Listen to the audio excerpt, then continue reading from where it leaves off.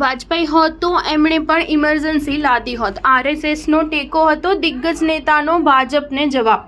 કેન્દ્ર સરકારે 25 જૂનને બંધારણ હત્યા દિવસ તરીકે મનાવવાનો નિર્ણય કર્યો છે। 1975માં કોંગ્રેસ પાર્ટી દ્વારા લાગુ કરાયેલી ઇમરજન્સીના બચાવમાં હવે શિવસેના સાંસદ સંજય રાઉત ઉતરી આવ્યા હતા। તેમણે ભાજપને વળતો જવાબ આપતા કહ્યું કે જો અટલ બિહારી વાજપેયી જેવા નેતા પણ એવી સ્થિતિમાં હોત તો તેમણે પણ ભારતમાં કટોકટી લાગુ કરી હોત।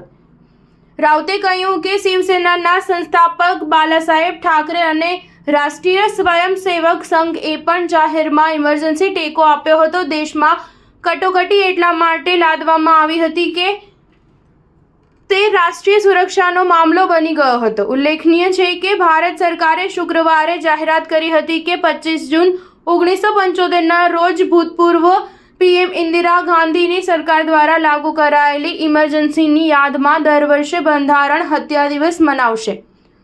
સંજય રાઉત અહીં જ ન રોકાયા અને તેમણે કહ્યું કે ભાજપ પાસે હવે કોઈ કામ બાકી રહ્યું નથી। 50 વર્ષ થઈ ગયા છે અને લોકો ઇમરજન્સીને ભૂલી ગયા છે।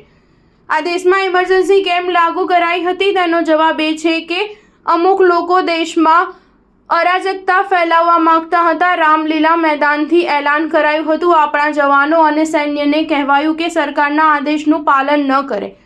તો આવી સ્થિતિમાં જો અટલ બિહારી વાજપેયી વડાપ્રધાન હોત તો એ પણ ઇમરજન્સી લાગુ કરી દેતા।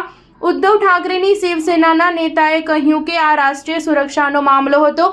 અમુક લોકો દેશમાં બોમ્બ બનાવી રહ્યા હતા અને ઠેર ઠેર બ્લાસ્ટ કરી રહ્યા હતા।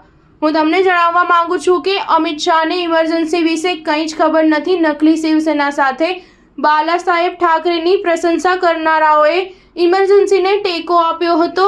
બાલાસાહેબ ઠાકરેએ તે સમયે ઇમરજન્સીને જાહેરમાં ટેકો કર્યો હતો। આરએસએસ પણ તેના સમર્થનમાં હતું। સ્ટાર ન્યૂઝ 7 હંમેશા સચ્ચાઈની સાથે।